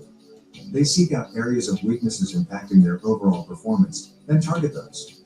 At every stage, they set tailored, measurable goals in order to gauge whether their practice is effective at moving them forwards. Numbers are deliberate practice's best friend. If you want to reach an expert level of performance, you need to begin practice sessions with a plan in mind. You need to know what you're working on, why, and how you intend to improve it. You also need a way to tell if improvement efforts aren't working and if you need to try a new tactic. Once you reach your goal for that particular component of the skill, it's time to identify a new area of weakness to work on next. Having lots of little, realistic goals with a game plan for achieving them makes deliberate practice motivating. There's a sense of ongoing movement, yet the next step is always a realistic stretch. Day by day, the gains from deliberate practice may feel modest. But when we look back over a longer period of time, small bits of progress compound into gigantic leaps. How to implement this? Take the skill you're aiming to improve and break it down into the smallest possible component part. Make a plan for working through them in a logical order, beginning with the fundamentals, and building upon them. Decide which parts you'd like to master over the next month. Put your practice sessions in your calendar, then plan precisely which parts of the skill you're going to work in each session. Don't expect your plan to be perfect. You'll likely need to keep modifying to discover new elements or unexpected weaknesses. The most important thing is to always go into practice with a plan for working on and how. Knowing what you're doing next is the best way to stay on track and avoid aimless time wasting. That means seeking to keep figuring out what separates you from the next level of performance so you can concentrate on that. Deliberate practice is challenging and uncomfortable. One must develop an instinct for what one can just barely achieve through one's greatest efforts. Albert Einstein attributed "Imagine the world from the perspective of a baby learning to walk for the first time." It's not usually an easy process. They need to develop a lot of new skills and capabilities. They build enough muscular strength to stand upright without support. And they need to learn how to coordinate their limbs well enough to move around. Along the way, a baby needs to develop numerous sub-skills, such as how to grip supports to pull themselves. It likely takes thousands of attempts to master walking, as well as falls, collisions, and other mishaps. We might not remember the process as adults, but a baby learning to walk needs to spend many hours challenging themselves and moving incrementally out of their comfort zone. If we want to use deliberate practice, we could do with learning a thing or two from babies. Deliberate practice isn't necessarily fun while we're doing it. In fact, most of the time it's a process of repeated frustration and failure. We have to fall down a dozen times for every step we take. That's the whole point. Seeing as deliberate practice requires us to keep targeting our weakest areas, it means spending doing stuff we're not good at. In the moment, that can feel pretty miserable. But the quickest route to improvement involves stepping outside of our comfort zones. The reason why people who have spent decades doing something are not necessarily better than newbies is that they're liable to get complacent and stop pushing themselves. We need to keep attempting to do things that feel out of reach at the moment. In his studies of elite violinists, Erickson asked them to rate different practice activities by how enjoyable they were and how much they contributed to improving performance. Invariably, there was an inverse correlation between the usefulness of an activity and its enjoyability. As Erickson puts it in Peak, the reason that most people don't possess these extraordinary physical capabilities isn't because they don't have the capacity for them, but rather because they're satisfied to live in a comfortable rut of homeostasis and never do the work that is required to get out of it. They live in the world of good enough. The same thing is true for all the mental activities we engage in. Elsewhere in the book, He writes, this is a fundamental truth about any sort of practice. If you never push yourself beyond your comfort zone, you will never improve. The interesting part is the more time you spend deliberately practicing, the more comfortable you become with being uncomfortable. Daniel Coyle writes in the Little Book of Talent, there is a place, right on the edge of your ability, where you learn best and fastest. It's called the sweet spot. The underlying pattern is the same. Seek out ways to stretch yourself. Play on the edges of your competence. As Albert Einstein said, one must develop an instinct for what one can just barely achieve through one's greatest efforts. The key word is barely. A quick way to assess if you're doing deliberate practice or just regular rote practice is to ask yourself if you ever feel bored or zone out during practice sessions. If the answer is, you're probably not practicing deliberately. Deliberate practice isn't boring. Frustrating, yes. Maddening, yes. Annoying, even. But never boring. As soon as practicing a skill gets comfortable, it's time to up the stakes. Challenging yourself is about more than trying to work harder. It means doing new things. Pushing ourselves just beyond the limits of our abilities is uncomfortable, yet it's how we do our best, and indeed, it can be the source of some of our greatest moments of satisfaction. According to psychologist Mihai Csikszentmihalyi, we often experience happiness as a result of entering a flow state, which occurs when we intensely focus on an activity that is challenging yet achievable. During moments of flow, we become so immersed in the activity that we lose any sense of time or of ourselves. Noel T., professor at the University of Michigan Business School and the former chief of General Electric's famous Management Development Center at Crotonville, puts the concept of practice into 3 zones: the comfort zone, the learning zone, and the panic zone. Most of the time when we're practicing, we're really doing activities in our comfort zone. This doesn't help us improve because we can already do these activities easily. On the other hand, operating in the panic zone leaves us paralyzed, as the activities are too difficult and we don't know where to start. The only way to make progress is to operate in the learning zone, which are those activities that are just out of our reach. Repetition inside the comfort zone does not equal deliberate practice. Deliberate practice requires that you operate in the learning zone and you repeat the activity a lot with feedback. How to implement this? Each time you practice a component of a skill, aim to make it 10% harder than the level you find comfortable. Once per month, have a practice session where you set yourself an incredibly ambitious stretch goal, not impossible, just well above your current level. Challenge yourself to see how close you can get to it. You might surprise yourself and find you perform far better than expected. A common deliberate practice mistake is to plan a long practice session, then adjust the intensity of your practice to allow you to engage in a skill for the whole time. It's far more effective to engage in sprints. Practice with the most intense focus you can manage for short periods of time, then take breaks. Seeing as you learn most when you stretch yourself beyond your current capabilities, shorter, more challenging practice periods are the way to go. Deliberate practice requires rest and recovery time. There is a time for many words, and there is also a time for sleep. Homer, the Odyssey. Seeing as deliberate practice is so challenging, it's impossible to do it all day long. Across fields, top practitioners rarely spend more than around 3 to 5 hours per day on deliberate practice. At the high end, they may work for more hours that day, but few can sustain the mental energy to engage in deliberate practice for 8 hours a day. Additional hours often result in diminishing negative returns, meaning more practice makes performance worse because it results in burnout. Jeff Colvin writes, the work is so great that it seems no one can sustain it for very long. A finding that is remarkably consistent across disciplines is that 4 or 5 hours a day seems to be the upper limit of deliberate practice, and this is frequently accomplished in sessions lasting no more than an hour to 90 minutes. Ericsson's studies of elite violinists found they often took afternoon naps and slept an average of 8 hours per night, considerably more than the average person. They were highly aware of the importance of sleep. Even fitting in a single hour per day of deliberate practice is ample time to make substantial improvements, especially when we're consistent with committing to it over the long haul. Continuous investments in success compound. In the long run, commitment pays off. Not only do most deliberate practitioners not spend all day at it, they also devote a lot of time to recuperation and recovery. They sleep as much as their bodies need. They nap if necessary. They take frequent, refreshing breaks. Most of us understand that rest is necessary after physical activity, but we can underestimate its importance after mental activity. 2.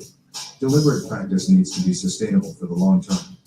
How long a person keeps at a skill is often far more important than how many hours a day they spend on it.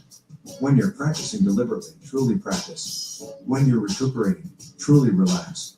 No one can spend every waking hour on deliberate practice. Sleep is a vital part of deliberate practice. Being asleep doesn't mean you're not still improving your skill. We can validate memories at night, moving them from short-term to long-term memory. And we can't exactly benefit from deliberate practice sessions if we don't remember what we learn each time. Not only that, but sleep deprivation also results in a plethora of negative cognitive effects that impact performance. If we skimp on sleep, we're likely to forget far more of what we learned during deliberate practice sessions, rendering them less useful. When you're not engaging in deliberate practice, your brain is still at work. During deliberate practice, we're in focused mode. When we let our minds wander freely while at rest, we're in diffuse mode. Although that time feels less productive, it's when we form connections and mull over problems. Both modes of thinking are equally valuable, but it's the harmony between them that matters. We can't maintain the effort of the focused mode for long. At some point, we need to relax and slip into the diffuse mode. Learning a complex skill, a language, a musical instrument, chess, a mental model, require both modes to work together. We master the details in focused mode, then comprehend how everything fits together in diffuse mode. It's about combining creativity with execution. How to implement. Make a list of activities you can engage in without too much conscious thought, letting yourself daydream while you do them. Common examples include going for a walk, washing the dishes, taking a shower, free writing in a playing with a toy like Lego, driving a familiar route, gardening, cooking, listening to music, or just gazing out the window. When you feel yourself getting tired or hitting a roadblock during deliberate practice, don't keep pushing for too long. You want to be stretching yourself, not exhausting yourself. Instead, switch to more relaxing activities for at least 5 minutes. You'll likely come back to practice with new connections or at last feeling refreshed. Deliberate practice involves constant feedback and measurement. Deliberate practice is hard. It hurts, but it works. More of it equals better performance and tons of it equals great performance. Jeff Colvin, talent is overrated. Practicing something without knowing whether you are getting better is pointless. Yet that is what most of us do every day without thinking. As we saw before, deliberate practice involves continuously stretching yourself to improve on weak areas of a skill. For that to work, practitioners require constant feedback about their current level of performance so they can identify what works for making it better. What gets measured gets managed. To engage in deliberate practice, you need a way of measuring the most instructive metrics related to your performance. Seeing how those metrics change is the sole way to know if practice is working. Top performers across fields tend to spend time examining their past performance with care to identify areas of improvement. For example, a tennis player might film themselves playing a match so they can go through the footage frame by frame afterward. It provides valuable feedback because they can figure out what might have held them back during weaker moments. In fields such as sports and chess, measuring performance tends to be straightforward. In other areas such as business, measurements are harder to take, and there may be no established markers of success. The influence of random factors may also be stronger, making it less clear whether technique changes are actually having influence or not. When you engage in deliberate practice, it's always important to be aware of how strongly correlated your practice and your performance are likely to be. When measuring your performance, beware of vanity metrics. These are numbers easy to calculate and feel good to boost, but they don't actually move the needle towards the real improvements in performance that help you reach your goals. For example, let's say you're using deliberate practice to improve the skill of email marketing as part of the wider goal of getting more customers for your business. The number of email subscribers is a vanity. The number of paying customers is a useful metric. It's completely possible to increase the former without a corresponding increase in the latter. How to implement this? Identify the most significant metrics related to performance in your chosen skill and keep a record of them each time you practice. It's easy to fool yourself without a clear record of how you're doing. You might want to break the skill down into a few different parts to measure it, but make sure you're not fixating on vanity metrics. Deliberate practice is most effective with the help of a coach or some kind of teacher. The best teacher is not the one who knows most, but the one who is most capable of reducing knowledge to the simple compound of the obvious. H.L. Mencken attributed deliberate practice is most effective when conducted with some kind of coach who can give feedback, point out errors, suggest techniques for improvement, and provide vital motivation. Although mastering any skill requires a lot of time engaging in solitary practice, work with a coach at least some of the time is incredibly valuable.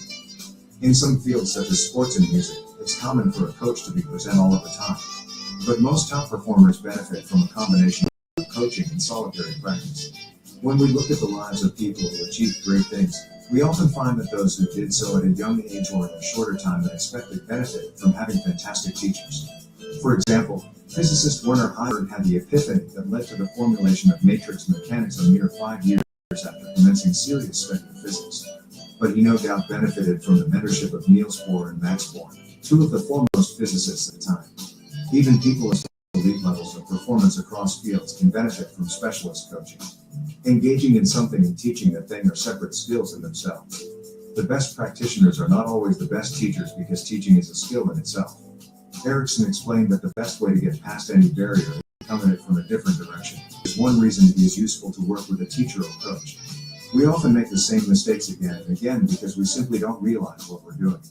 Our performance falls into ruts and we can't figure out why we're running into the same problem yet again. A coach can see your performance from the outside, without the influence of overconfidence and other biases. They can identify your blind spot. They can help you interpret key metrics and feedback. Erickson went on to say that even the most motivated and intelligent student will advance more quickly under the tutelage of someone who knows the best order in which to learn things, who understands and can demonstrate the proper way to perform various skills, who can provide useful feedback, and who can devise practice activities designed to overcome particular weaknesses. An experienced coach will have worked with many people on the same skill, so they'll be able to advise on the best ways to structure practice. They'll know when you're just repeating what you find easy, and they'll be able to push you to the next level. Teachers or coaches see what you miss and make you aware of where you're falling short. Jeff Colvin writes, in some fields, especially intellectual ones such as the arts, sciences, and business, people may eventually become skilled enough to design their own practice. But anyone who thinks they've outgrown the benefits of the teacher's help should at least question that view. There's a reason why the world's best golfers still go teachers. But what if you don't have access to a coach? What if you don't have the means to hire one or one isn't available for your particular skill? In that case, it's still possible to apply the same principles that make a coach useful by yourself. Top performers across fields build the skill of metacognition, essentially making it possible for them to coach themselves. Colvin explains, the best performers observe themselves closely. They are in effect able to outside themselves, monitor what is happening in their own minds, and ask how it's going. Researchers call this metacognition, knowledge about your own knowledge, thinking about your own thinking. Top performers do this much more systematically than others do. It's an established part of their routine. A critical part of self-evaluation is deciding what caused those errors. Average performers believe their errors were caused by factors outside their control. My opponent got lucky, the task was too hard. I just don't have the natural ability for this. Top performers, by contrast, believe they are responsible for their errors. Note that this is not just a difference of personality or attitude. Recall that the best performers have set highly specific, technique-based goals and strategies for themselves. They have thought through exactly how they intend to achieve what they want. So when something doesn't work, they can relate the failure to specific elements of their performance that may have misfired. How to implement this? Don't expect the same teacher to suit you forever. We usually need different teachers as our skill level progresses because we outgrow them. One attribute of a good teacher is that they know when to tell a student to move on. As we reach expert levels of performance, we need teachers who are themselves experts. If they're always a step ahead, we can learn from their mistakes instead of making our own. You get the best help from working with a coach if you show yourself to be receptive to constructive criticism, even if it's uncomfortable to hear. If you respond badly, you disincentivize them from telling you what's most useful to them. Top performers know the goal is to get better, not just to hear you're already great. Deliberate practice requires intrinsic motivation. Persisting with deliberate practice despite its innate difficulty and discomfort requires a lot of motivation. But that motivation needs to be intrinsic, meaning that it comes from inside us because we find an activity enjoyable for its own sake. This is in contrast to extrinsic motivation. We participate in an activity to gain an external reward or avoid a negative consequence. Yet another reason why rest is important for deliberate practice is because it helps sustain motivation. Although deliberate practice can lead to external rewards for using a skill, such as winning a competition or getting a promotion, this should not be the sole reason for practicing. Extrinsic motivation is unlikely to be enough to get us through the long struggle necessary to master a skill. Becoming proficient at anything means spending time failing repeatedly at it, during which there are few external rewards. But if we enjoy getting better for its own sake, we have more of a chance of persevering until our practice starts paying off. We can navigate obstacles because we want to see where the road might take us. Obstacles aren't roadblocks. If you want to use deliberate practice to master a skill, you need to be willing to keep practicing it no matter what. Although brute force and rewarding yourself can be effective in the short run, it won't work forever. If you're planning to engage in deliberate practice to reach expert level performance, make sure it's a process you feel excited about even if it won't always be fun. Extrinsic motivation isn't always ineffective. However, people who engage in consistent, sustainable deliberate practice tend to be adept at knowing when and how they need to employ external incentives. It's important to reward yourself when you make progress in your practice and reflect on how far you've come, not just how far is left to go. The need for intrinsic motivation is one reason why children who are pushed to develop a skill from a young age by their parents don't always end up reaching a high level of performance and often quit as soon as they can. How to implement this? Make a list of the reasons you want to work on a skill and then anything better it might bring. Before you begin a deep practice session, reread the list to remind you of why you're bringing your full focus to something difficult. You can also list some of the benefits you've experienced from it in the past or include quotes from top performers in your field you find inspiring. It might feel cheesy, but it can be a powerful boost during really difficult practice moments. Try to focus on intrinsic reasons and benefits, such as feeling fulfilled. Keep a motivation diary for 1 week, or longer if possible. Try setting an alarm to go off every 15 minutes during each practice session. 20 alarms. Score your motivation level out of 10, or whichever scale you prefer. At the end of the week, review your to look for any patterns. For example, you might find that you begin to feel demotivated once you've been practicing for more than an hour, or that you feel more motivated in the morning, or some other pattern. This information will be enlightening for planning future deliberate practice sessions, even if it may disrupt your focus at the time. Another method is to simply take notes each day, documenting your current level of motivation to work on your chosen skill. Pay attention to any recurring influences. For example, you might feel more motivated to improve your skill after speaking with a more proficient friend, but less motivated after a bad night's sleep. One potent option for sustaining motivation is to find someone who can be a reliable cheerleader for you. In an Ask Me Anything session for Farnham Street members, co-founder Mark Tarpenning explained that having a co-founder is vital for entrepreneurs because partnering with someone else helps sustain motivation. It's rare that both founders feel demotivated on the same day. So if one is struggling, the other can provide the encouragement needed to stay resilient. Having someone to provide extrinsic motivation when you need it can help you persevere at deliberate practice. Your cheerleader doesn't necessarily need to be working on the same skill themselves.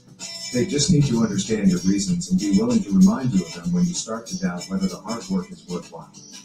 Deliberate practice takes time and can be a lifelong process. Although deliberate practice tends to result in much faster progress than normal practice, truly mastering a skill is a lifelong process. Reaching the top field can take years or even decades, depending on its competitiveness. As the bar for success in many areas keeps rising, more deliberate practice is required to stand out. When we applaud the top people in any field, we often fail to appreciate that their success almost always came after many years of deliberate practice, which Robert Greene refers to in mastery as a largely self-directed apprenticeship that lasts some 5 to 10 years, and receives little attention because it does not contain stories of great achievement or discovery. They may have ultimately benefited from a lucky break, but their extensive preparation meant they were ready for it. Great achievements tend to come later in life or even near the end of it. Those who succeeded young started very young. Throughout Erickson's decades of research, he searched high and low for an example of a true prodigy, someone born with an innate, remarkable talent. He never found a single proven example. Instead, he discovered that people labeled as prodigies invariably put in enormous amounts of deliberate practice. They just often obscured it on purpose or started at a young age. Although innate differences count when beginning to learn something, and people who begin with advantages may be more likely to persist, in the long run, deliberate practice always wins out.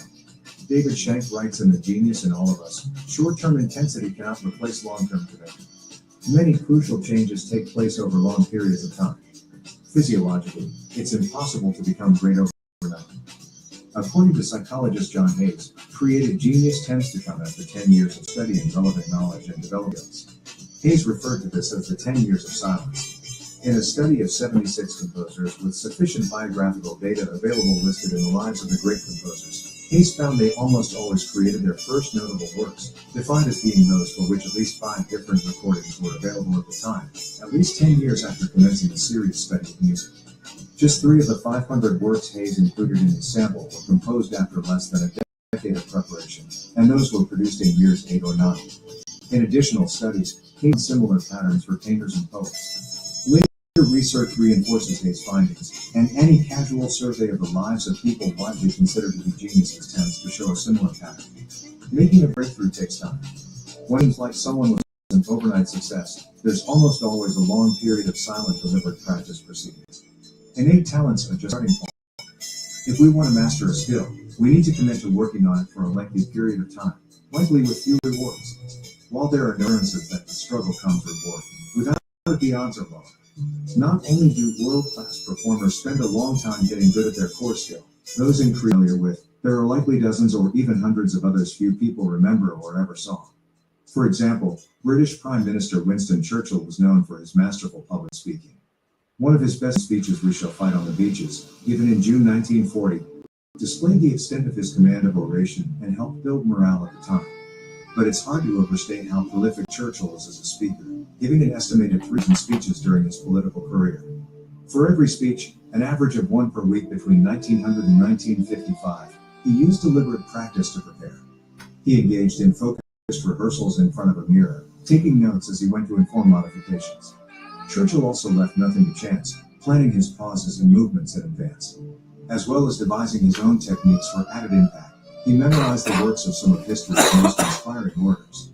Although he doubtless began with a degree of innate talent, his father, Randolph Churchill, was also an admired orator. Churchill clearly used extensive deliberate practice to build upon. While this impressive resume and history solidified his place on the oratorical excellence, it's important to note that he wasn't a born speaker. In fact, he made many mistakes, and he learned from them. If you want to produce a masterpiece, you need to accept that you'll make a lot of less remarkable work first. Deliberate practice requires intense focus. You seldom improve much without you task your full attention. Carl Anders Ericsson. The deeper we focus during deliberate practice sessions, the more we get out of them. Intense focus allows us to increase skills and break through plateaus. Developing your attention span can have a huge impact on your life. When asked about his success, Charlie Munger once said, "I succeeded because I have a long attention span." The authors of The Game Before the Game write, if you can pay attention for only 5 minutes in practice, then take a break every 5 minutes. If you can pay attention for only 20 balls, don't hit 50. To be able to practice longer and maintain the quality of the practice, train yourself to pay attention for longer periods of time. Product practice is about how present you can stay with your intention and is measured in the quality of the experience as opposed to the quantity of time used. A benefit of getting constant feedback is that it shows you what moves the needle towards improved performance and what is just running in place. Certain practice activities can feel good without having any impact. Top performers prioritize knowing what to prioritize. They always start with the most important thing because anything else is a distraction. Intense focus is a multiplier of everything else. Keeping an eye on key metrics enables top performers to identify and systematically remove distractions from their lives. To be the best, you need to focus on both the micro and macro level. You need to pay full attention to what you're doing in the current practice sessions, and you need to know how it fits into the bigger picture of your desired training. Deliberate practice is part of the exploit phase of selecting opportunities. As the authors of the International Handbook of Research in Professional and Practice-Based Learning write, practicing the right things is at the core of the theory of deliberate practice. How to implement them? Put the big rocks in first. You can do anything, but you can't do everything. Figure out which practice activities have the biggest influence on your performance and plan to engage in those first before you even consider activities that offer marginal gains. Deliberate practice leverages the spacing effect. One reason why consistent deliberate practice sessions over the course of years are more effective than long sessions for a shorter period of time relates to the spacing effect. We can't approach learning a skill through deliberate practice in the same way we quite likely approached studying for tests in school. If we better understand how our minds work, we can use them in the optimal way for learning. By leveraging the spacing effect, we can encode valuable knowledge related to our particular skill for life during practice sessions. Memory mastery comes from repeated exposure to the same material. The spacing effect refers to how we are better able to recall information and concepts if we learn them in multiple sessions with increasingly large intervals between them. The most effective way to learn new information is through spaced repetition. It works for learning almost anything, and research has provided robust evidence of its efficacy for people of all ages, and even for animals. Spaced repetition is also satisfying because it keeps us on the edge of our abilities, which, as we saw earlier, is a core element of deliberate practice. Spaced sessions allow us to invest less total time to memorize than one single session. whereas we might get while going over the same material again and again in a single session. Of course, when we're bored we pay less and less attention. The authors of Folk Termination put it this way. There is also minimal variation in the way the material is presented to the brain when it is repeatedly visited over a short time. This tends to decrease our learning. In contrast, when repetition learning takes place over a longer period, it is more likely that the materials are presented differently. We have to retrieve the previously learned information from memory and hence reinforce it. All of this leads us to become more interested in the content and therefore more receptive to learning. We simply cannot practice something once and expect it to stick.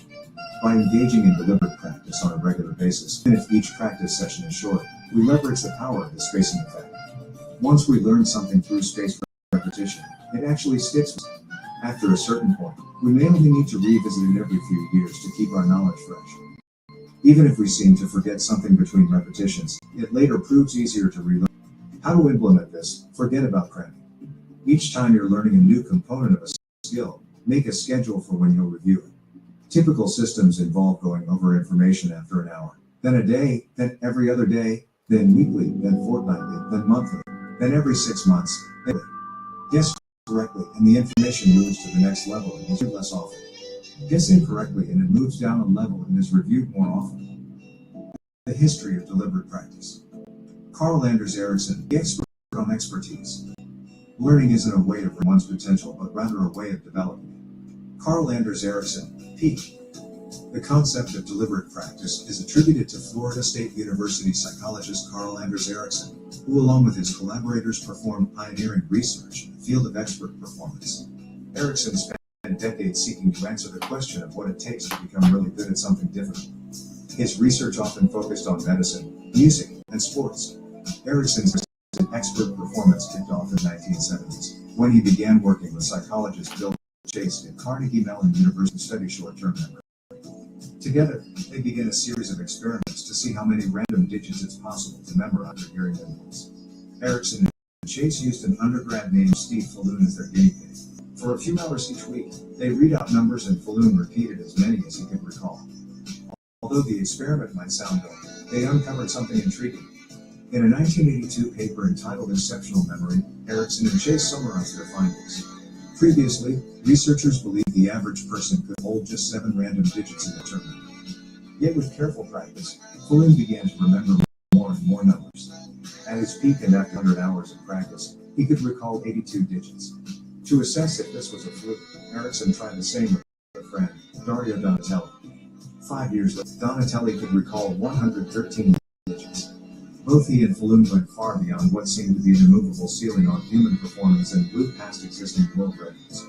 The experience of seeing two people who started off with ordinaries enhance their capabilities in such a drastic way inspired Ericsson to further study the effects of practice on skills. Could it be that extraordinary abilities came from extraordinary practice, not just innate ability?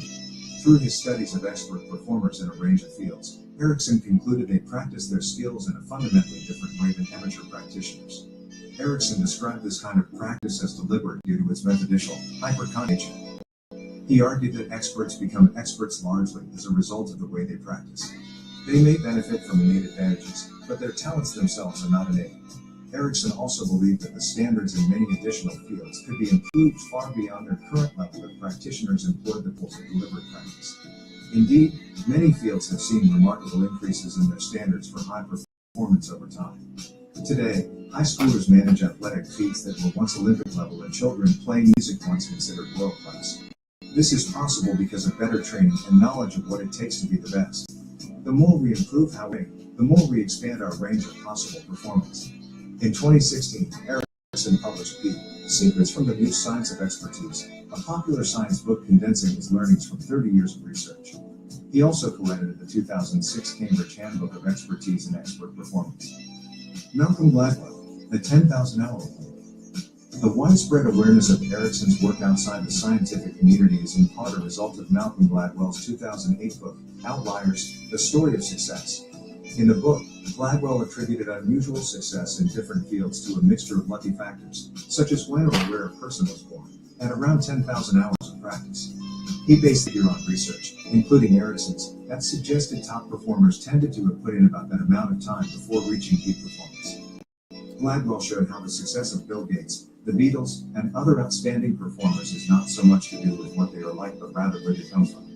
The people who stand before kings may look like they did it all by themselves, Gladwell writes, but in fact they are invariably the beneficiaries of hidden advantages and extraordinary opportunities and cultural legacies that allow them to learn and work hard and make sense of the world in ways others cannot. The so-called 10,000 hours rule caught on. It's a catchy idea, and many people took it to mean that anyone can master anything if they just time it. Erickson himself disputed Gladwell's representations of his research, which led to the widespread belief that the time someone spends practicing predicts their success, without emphasizing the quality of their practice. Although the backlash against Gladwell's calculation has arguably been exaggerated, it's important to stress that research into deliberateness emphasizes quality of practice, not quantity. It's all too possible to spend 10,000 hours engaging in a skill without improvements. For example, most of us spend hours per day typing, yet we don't see continuous improvements in speed and quality because we're not using deliberate practice. The useful takeaway from the 10,000 hours rule is simply that it takes a lot of work to become the best. There's no magic number of practice sessions, and everyone's path will look different. Just because successful people in a given field have spent around 10,000 hours practicing their key skill, that doesn't mean every person who practices that skill for 10,000 hours will become successful.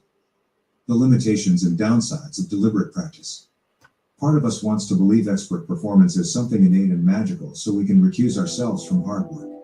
The other part of us wants to believe that it's something earned through blood, sweat, and tears, that we too could achieve amazing performance, if only we could devote ourselves to something.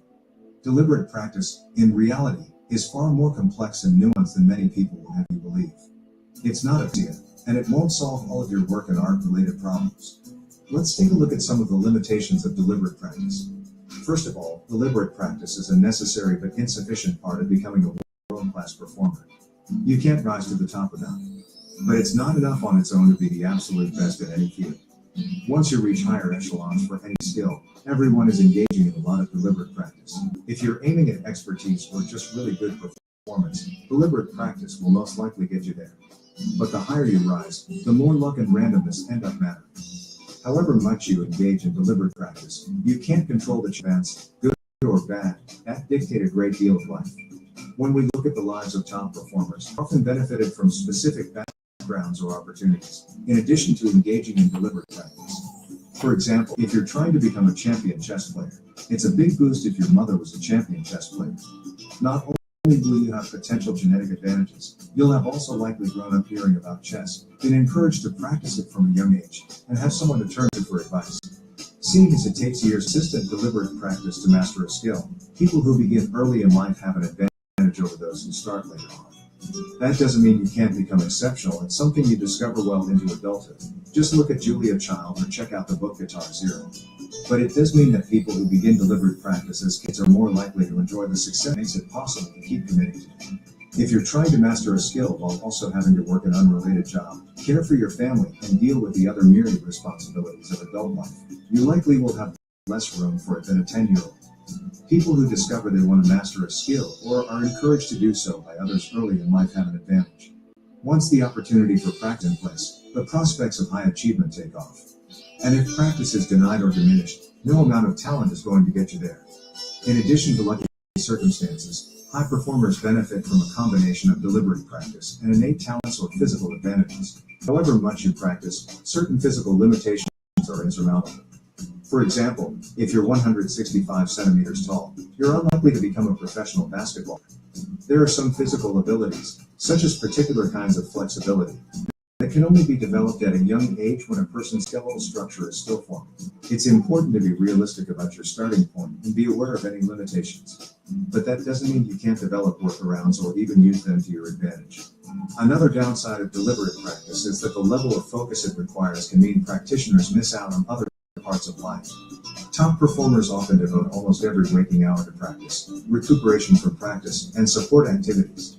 For example, a professional dancer might spend several hours a day on deliberate practice, with all of the remaining hours going towards sleep, low-impact exercise, stretching, for nutritious food, icing his feet, and so on. There is enormous satisfaction in the flow states produced by deliberate practice, but practitioners can absolutely miss out on other sources of happiness, such as spending time with friends. Deliberate practice is part of the exploit phase of new opportunities.